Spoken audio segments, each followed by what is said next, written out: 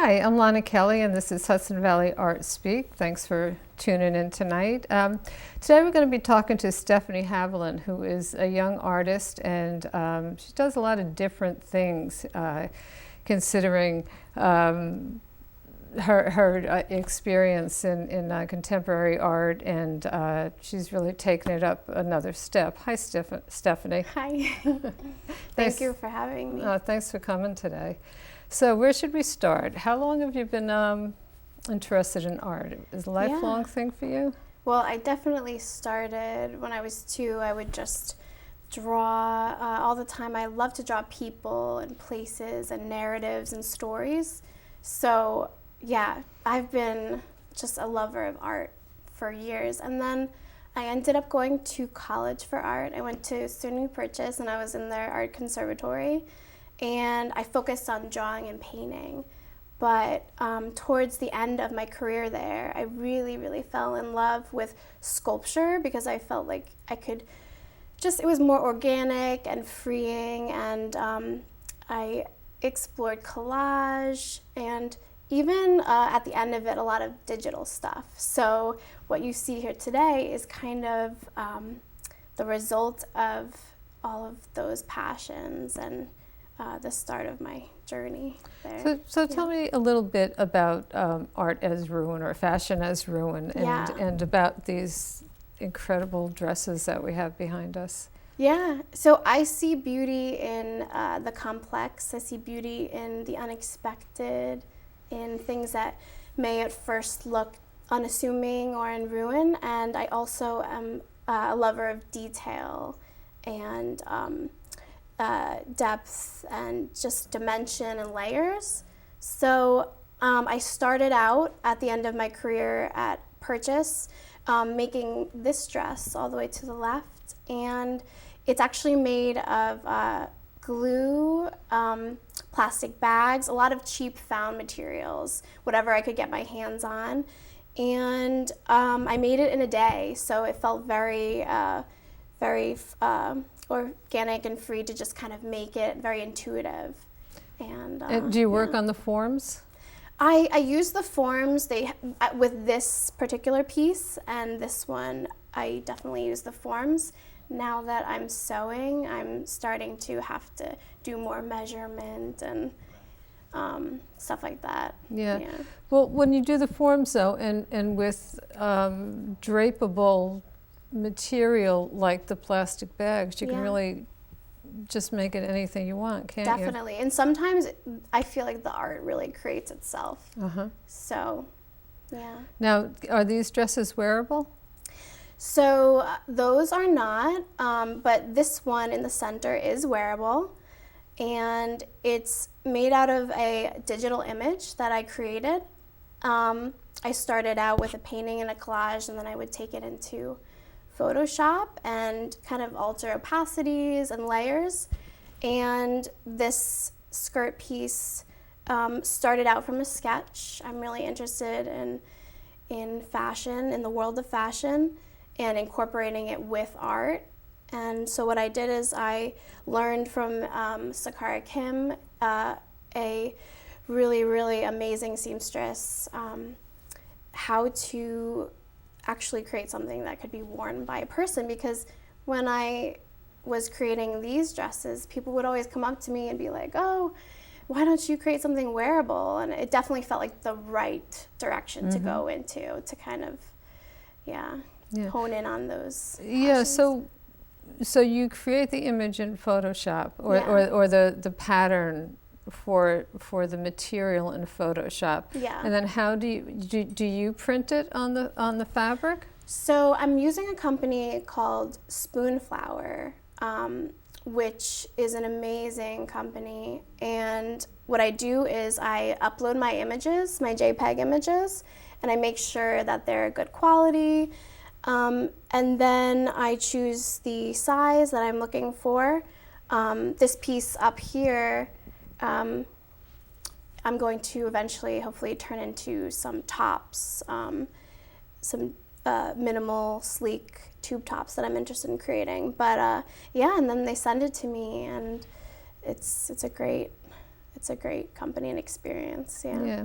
Sounds like it's a really intense process. Yes. I think that I think about the human body a lot, and I think that like the body and like our mind as people, there's so many layers and dimensions. So because I'm interested in all of those things, you know, thoughts, memories, there's a lot of spiritual imagery and, you know, synchronicities that play into my works, that it would only make sense for me to create my works in the same process that I think. So it's just, you know, layer after layer after layer. Right. Yeah. I've seen some of your work at Gallery 66 in Cold Spring. Yes. You designed a chair. I did, yeah. I've enjoyed taking my work and making it more sculptural. I've also done, I also did a umbrella piece too. And yeah, kind of just taking those, you know, I don't want to always, I like to kind of go back. I like to think of my work as things that can be, you know, used, worn, and I also like to go back to my past, which is really focusing on painting and collage and kind of bringing it all together. Yeah. But I'm also interested in curating in general too, so I think that always plays into my work. Yeah. You were recently involved in curating a show, weren't you? Yeah. So a museum that I work at asked for a committee. I'm now working at a modern art museum, and we've been able to curate and kind of plan the whole show. I also curated a show in Chelsea. Carla Goldberg, who's an amazing artist, gave me the opportunity. Yeah, and Barbara Galazzo, who works at Gallery 66. They both have kind of taken me under their wings and taught me the ropes when it comes to curating and putting together shows. So I've definitely had great opportunities to work in the fashion world, in the art world, and do my own work on the side. And I think that because I'm immersed in those worlds, that's what gives me the inspiration to create these. And these are kind of representations of my journey along the way, my careers. Yeah. Now, these pieces, how do you see these being exhibited? Do you mean, what do you mean exactly? Yeah, well, you know, like what kind of show, or would you like to create 10 or 20 of them and you know, do a whole show, or what is your goal there? So in college, I actually had models walking around in my works. So it was a very interactive show. There was music. I want to definitely make my work more accessible, make things definitely in bulk, maybe make some more wearable pieces that are accessible. But when it comes to these forms, I see them as, you know, I really want to bring about the idea of fashion being seen as an art form, because when I was working at the Metropolitan Museum of Art, I was mostly inspired by the Alexander McQueen exhibit, which was so amazing. His pieces were so powerful, and that was back in 2011. That was super eye-opening experience, because I walked into his exhibit and I just felt the power of his dresses, and I wanted to do that myself. I wanted to make people open to the thought of fashion as art. Yeah. I also have watched a couple of documentaries recently, Dior and I, that really inspired me, and especially that one. And Ralph Simmons talks about how he's inspired by going to museums and seeing classical, you know, famous art, and that's what inspires him to create his fashion designs. So that was really just really finding inspiration, like taking it where you find it. Exactly. Inspiration. And combining the two worlds. Yeah, because they really go hand in hand. They're so connected. Yeah. When you create a wearable piece, do you have like almost a person in mind that would wear it, or are you designing for yourself, or? Yeah. I like to think of my pieces sometimes as almost a narrative or a memory or a glimpse in time. So I really want to, what I'm heading towards especially now is kind of focusing on bringing the past and the future together.